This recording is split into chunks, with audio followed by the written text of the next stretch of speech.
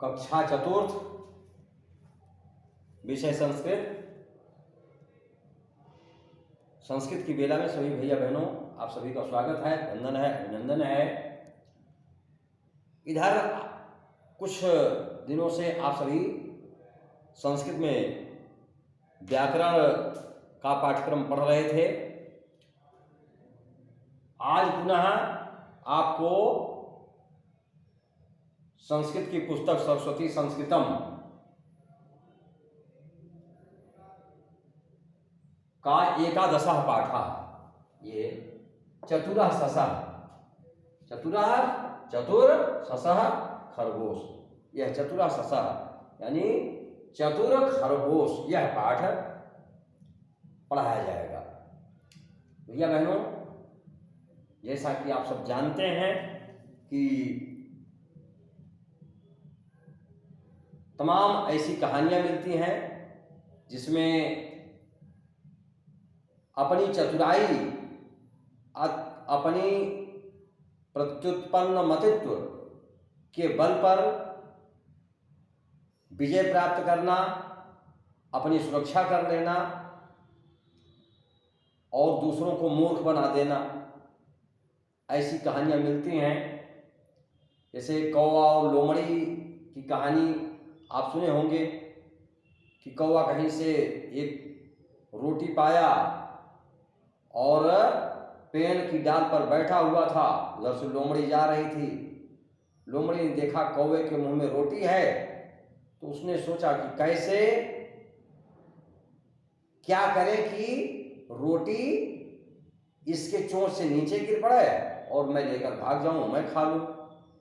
और कौवे की झूठी प्रशंसा करना प्रारंभ कर दिया कि आप तो बहुत बढ़िया गाते हैं, बहुत दिनों के बाद आज आपसे मुलाकात हुई है, हमारी इच्छा है कि आप अपना मधुर स्वर, मधुर गाना हमको सुनाएं। अपनी झूठी प्रशंसा सुन करके कौवा प्रसन्न हो गया, काँव काँव बोलने लगा और रोटी का टुकड़ा उसके मुंह से गिर गया और लोमड़ी लेकर भाग गई। ऐसी बहुत सारी कहानियां हैं। इस कहानी में चतुरा ससा, इसकी कहानी को भी संक्षेप में हिंदी में मैं बता रहा हूं। एक वन में एक शेर रहता था। वह बहुत क्रूर एवं निर्दयी था और नित्य बहुत सारे पशुओं को मारकर खा जाता था। उसके इस व्यवहार से जंगल के सभी पशु बहुत परेशान थे और दुखी भी थे। एक बार उन्होंने एक सभा की और सभा में यह तय किया गया कि ये जो एक ही दिन में आप कई पशु मारकर खा जाते हैं, यह ठीक नहीं और भोजन के लिए आपको पूरे वन में दिन भर भटकना पड़ता है, कई बार भूखा भी रहना पड़ता है। तो प्रतिदिन आपके पास जंगल से बारी बारी से एक पशु जाएगा और आप उसे अपने स्थान पर बैठे बैठे भोजन के रूप में ग्रहण कर लेंगे, खा लेंगे। इससे शेर जो है बहुत प्रसन्न हुआ। उसने सोचा कि ये तो बहुत बढ़िया बात है, अब तो हमको कुछ करना भी नहीं पड़ेगा, कहीं जाना भी नहीं पड़ेगा, कोई प्रयास नहीं करना है और अपनी गुफा के द्वार पर बैठे बैठे हमको भोजन प्राप्त हो जाएगा। यह प्रस्ताव पारित हुआ और उसके बाद पास भी हो गया। सब जानवर उसका पालन करने लगे। एक एक दिन एक एक पशु अपनी बारी आने पर पहुंचते थे और शेर उन्हें मारकर खा जाता था।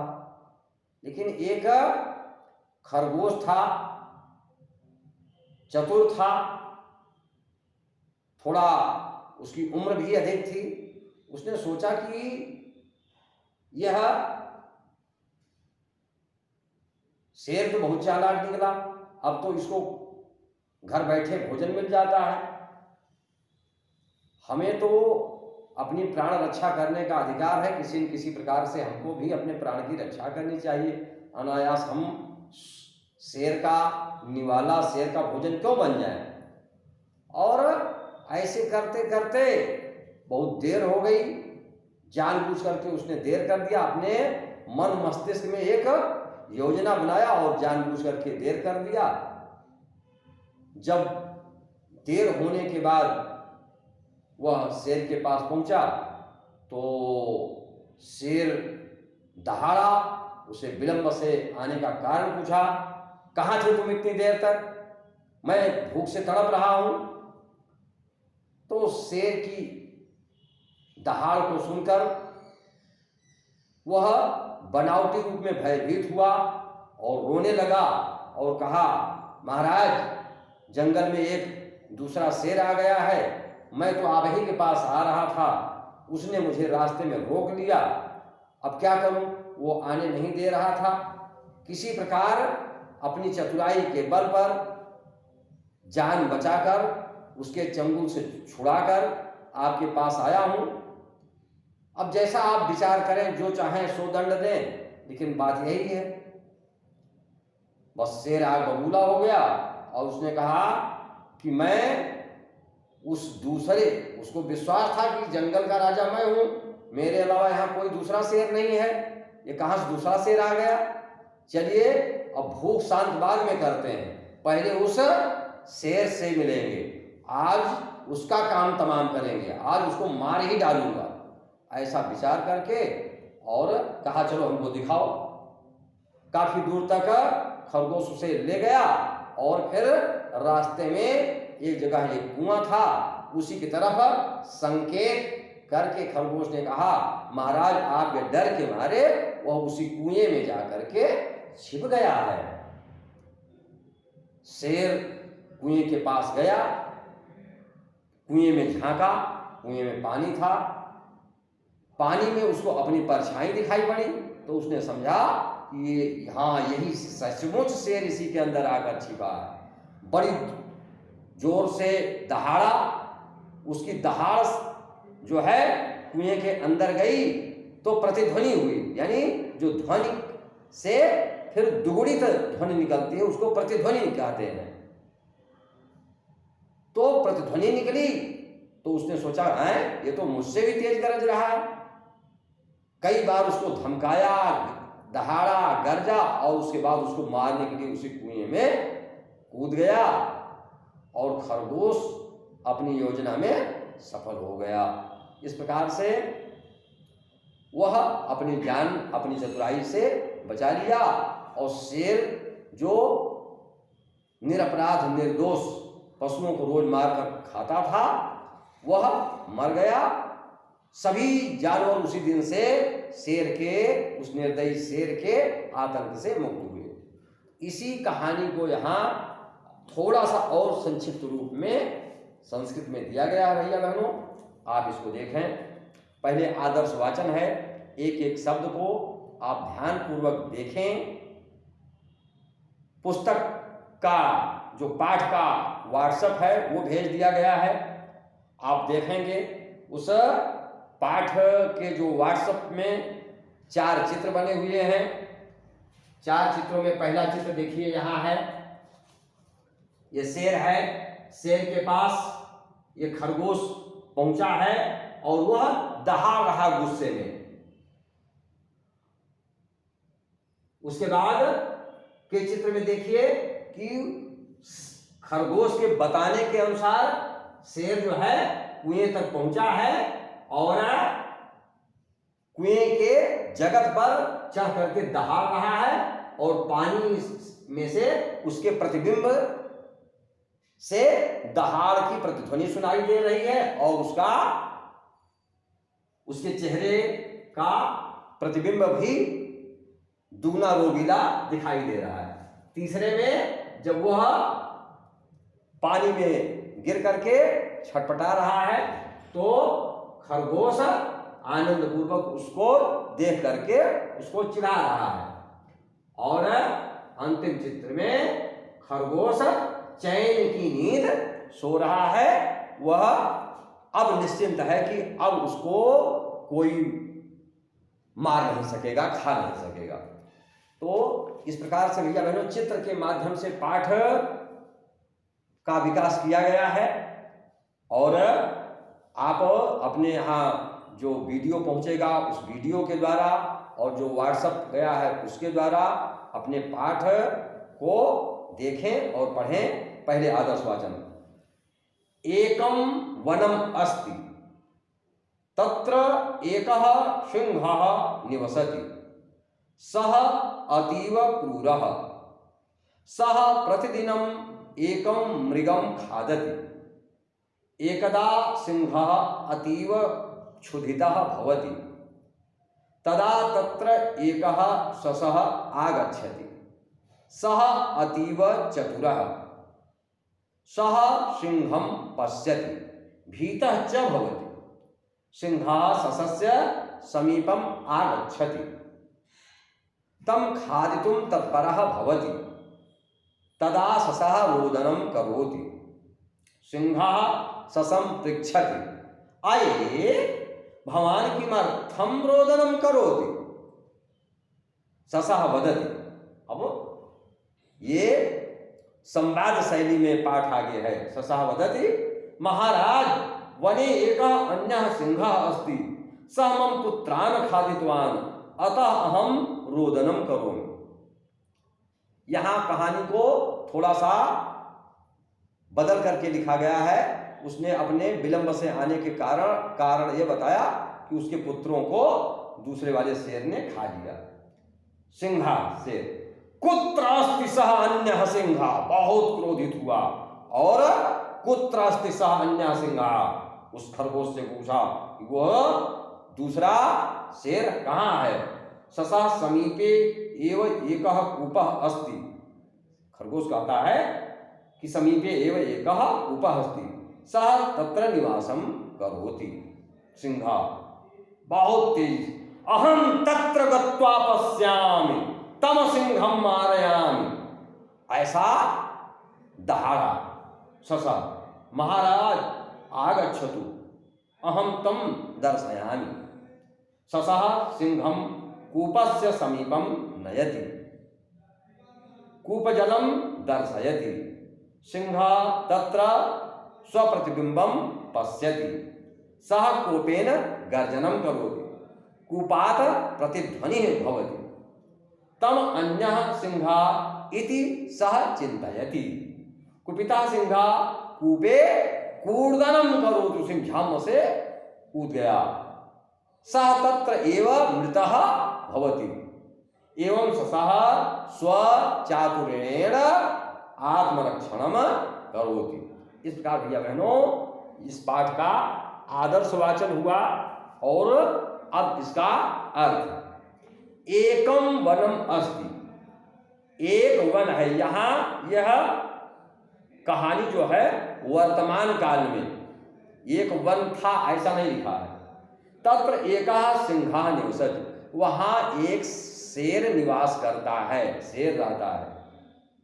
सः अतीव क्रूरः, वह बहुत क्रूर है या निर्दयी है। सः प्रतिदिनम एकम मृगम खादति, वह प्रतिदिन एक, यहाँ मृग माने भैया बहनों हिरण नहीं, यहाँ मृग का अर्थ है पशु। वह प्रतिदिन एक पशु खाता है। एकदा सिंहः अतीव क्षुधितः भवति, एक दिन शेर बहुत, अतीव माने बहुत, क्षुधिता माने भूखा, अतीव क्षुधिता भवति बहुत भूखा होता है। तदा तत्र एकः शशः आगच्छति, तदा माने तब, तत्र एकः शशः आगच्छति, वहाँ एक खरगोश आता है। सः अतीव चतुरः, वह बहुत चतुर है। सः सिंहं पश्यति भीतः च भवति, वह शेर को देखता है और भीतः च भवति, भीतः माने डरा हुआ, और डरा हुआ की तरह हो जाता है यानी डर जाता है। सिंहः शशः समीपम आगच्छति, शेर खरगोश के समीप आता है, पास में आता है। तम खादितुम तत्परः भवति, उसे खाने के लिए तत्पर होता है, उद्यत होता है, तैयार हो जाता है, खाने चलता है। तदा ससः रोदनम करोति, तभी खरगोश रोता है या रोने लगता है। सिंहा ससम पृच्छति, शेर खरगोश से पूछता है, आइए भवान किमर्थम रोदनम करो, अरे आप किस लिए रोते हो या किस लिए रोते हैं। ससः वदति, खरगोश बोलता है, महाराज वने एकः अन्य सिंह अस्ति, महाराज वन में एक और शेर है, सह मम पुत्रान खादितवान, उसने मेरे पुत्रों को खा लिया या खा डाला। यहाँ खाद धातु में अक्तवत प्रत्यय लग गया, तो अक्तवत प्रत्यय लग जाने के कारण रूप बन गया खादितवान, जिसका अर्थ अक्तवत प्रत्यय जिन क्रियाओं में लग जाता है भैया बहनों, उसका अर्थ भूतकालिक हो जाता है। अतः अहम रोदनम करोमि, इसलिए मैं रोता हूं। सिंहा, अब शेर कहता, कुत्र अस्ति सहान्य सिंहा, कहाँ है वह दूसरा शेर। ससः समीपे एव एकः कूपः अस्ति, पास में ही एक कुआं है, सह तत्र निवासम करोति, वह उसमें निवास करता है। सिंहा, अहम तत्र गत्वा पश्यामि, मैं वहां जाकर देखता हूं। गत्वा गम धातु में अक्त्वा प्रत्यय लग गया, जिसका अर्थ होता है जाकर। कर जिस धातु में अक्त्वा प्रत्यय लगता है उसका अर्थ हो जाता है करके, जा करके या जाकर। पश्यामि देखता हूं, तम सिंहम मारयामि, उस शेर को मारता हूं। ससा, महाराज आगच्छो, महाराज आए, अहम तम दर्शयामि, मैं उसे दिखाता हूं। ससा सिंहम कूपस्य समीपम नयति, खरगोश शेर को कूपस्य समीपम, कुएं के समीप पास, कूपस्य में षष्ठी विभक्ति लग गया, जिसका अर्थ होता है कुएं के। कूप जलम दर्शयति, कुएं के जल को दिखाता है। सिंहा तत्र स्वप्रतिबिंबम पश्यति, शेर वहां अपना प्रतिबिंब, अपनी परछाई देखता, कहां, उस कुएं के जल में, पानी में। सह कोपेन गर्जनम करोति, वह कोपेन माने क्रोध से, यहां तृतीया विभक्ति लगी है, क्रोध से। गर्जनम करोति, गर्जन करता है, दहाड़ता है। कूपात प्रतिध्वनि भवति, कुएं से प्रतिध्वनि होती है। प्रतिध्वनि का मतलब वही ध्वनि का दुगुणित आवाज में आना। तम अन्या सिंहा इति सह चिंतयति, उसे ही वह दूसरा शेर चिंतित माने विचार कर लेता है, सोच लेता है। कुपिता सिंहा कूपे कूर्दनम करोति, क्रोधित शेर कूपे कूर्दनम करोति, कुएं में कूर्दनम करोति, कूदना करता है यानी कूद जाता। कूपे माने कुएं में, यहां सप्तमी विभक्ति लगी, जिसका अर्थ होता है में। सह तत्र एवं मृतः भवति, और वहां ही वह मृतः भवति माने मर जाता है। एवं, एवं माने इस प्रकार। ससः माने खरगोश, स्वचातुरेण आत्मरक्षणम करोति, अपनी चतुराई से, अपनी बुद्धिमानी से आत्मरक्षणम करोति, अपनी रक्षा कर लेता है। इस प्रकार भैया बहनों, इस पाठ का आज आपने संक्षिप्त में कथा सुना, इसका आदर्श वाचन सुना और इसका अर्थ जाना। पाठ पूरा आपको व्हाट्सएप के द्वारा भी भेजा जाएगा, आप वीडियो भी देखें, और पुस्तक नहीं है तो व्हाट्सएप के द्वारा पाठ को भी देखें और इसको समझें। कहानी पढ़ने के बाद, सुनने के बाद अपने घर पर अपने माता पिता को सुनाएं और इससे शिक्षा ग्रहण करें कि जब हम किसी मुसीबत में होते हैं तो कैसे हम अपने प्राण को उस संकट से बचा सकते हैं, क्योंकि वहां पर कोई हमारा मित्र, साथी, बंधु बांधव नहीं होता, बुद्धि ही अपना सब कुछ है। तो कहा गया है विद्या बंधु जनों विदेश गमने, बाहर जाने पर विद्या ही अपना बंधु बांधव होती है। तो बुद्धिमत्ता पूर्वक संकट से अपने को उबारने के लिए, अपने प्राण बचाने के लिए यत्न करना चाहिए। अगर आपने सही ढंग से विचार करके यत्न किया तो आप उस मुसीबत से निकल भी सकते हैं। और इस पाठ से संबंधित जो शब्दार्थ होंगे, अन्य अभ्यास कार्य होंगे, वो आगे की कक्षाओं में, आगे की बेलाओं में आप सभी को बताया जाएगा, समझाया जाएगा। आज की बेला में, आज की कक्षा में बस इतना ही। धन्यवाद भैया।